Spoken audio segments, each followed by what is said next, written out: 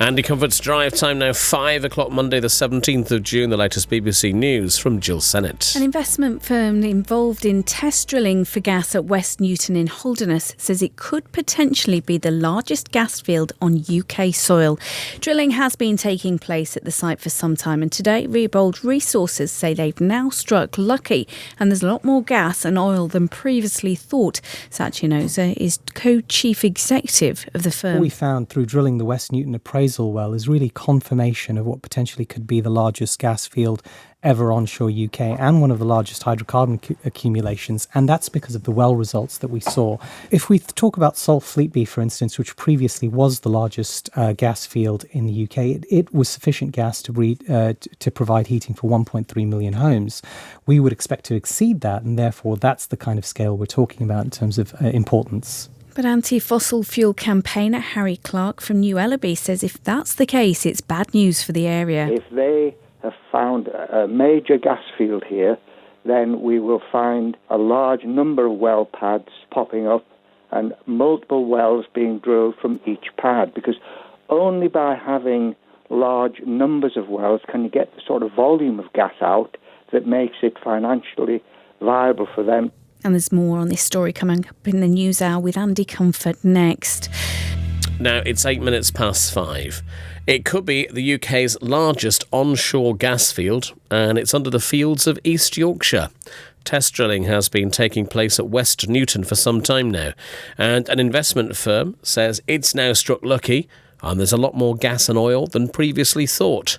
But that worries people like Harry Clark from New Ellaby, who's an anti-fossil fuel campaigner. As I understand it, Rathlin are now claiming that they've probably made the largest onshore find of gas in the UK. Haven't heard a great deal more than that.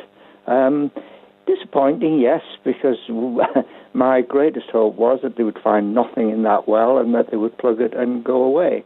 The fact that they have found something, and this statement may come from the fact that during last week they conducted tests in that well where, what they call a wireline log, where they passed an isotope down the well, which was uncased by the steel pipe, but this was prior to casing it, and took measurements of the type of strata through which the well passes, and from that they're able to assess the most likely points at which they'll find oil or gas. And it's quite likely that they've had some results back from that, which give a strong indication that there may be gas there. What are your worries now, then? Well, my biggest concern now, Andy, is that this unleashes the whirlwind as it is. The fact is that one well will not suffice.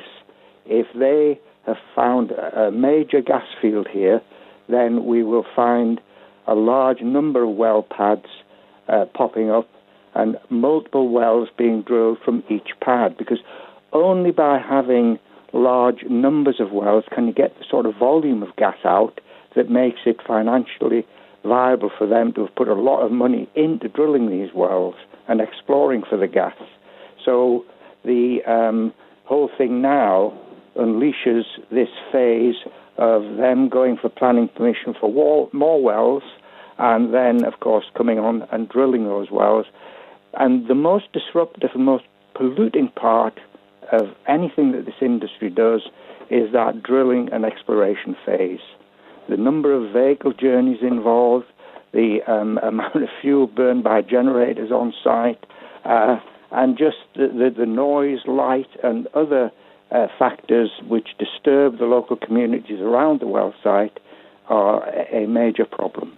As you say, they will have to go for planning permission. It's not guaranteed that they would get that, though, is it? Well, of course, not only that, but they have to go for planning permission for production.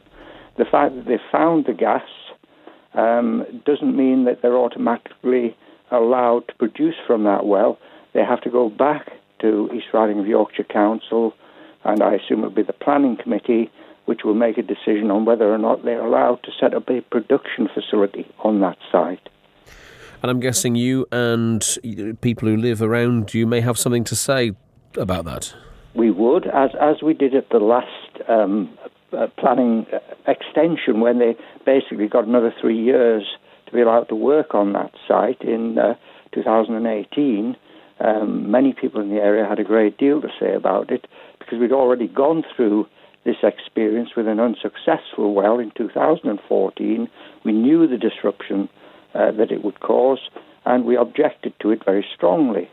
And I must say that East Riding of Yorkshire Planning Committee has seen significant change in its views since the first well was applied for in 2013, when there were a totally unopposed passing of this planning to drill a well at West Newton, to the next application where they applied for a 3-year extension in 2015, being 11-4, 1 against, to the last one in 2018, where it was 6-4, 5 against. So opinion is changing on whether or not this is an industry that we want to see in our countryside, whether we want to see our countryside industrialised, basically. And we're hopeful that that view will continue to swing against the wish to see the countryside industrialised. Harry Clark from New Ellaby in East Yorkshire, an anti-fossil fuel campaigner, talking to me earlier.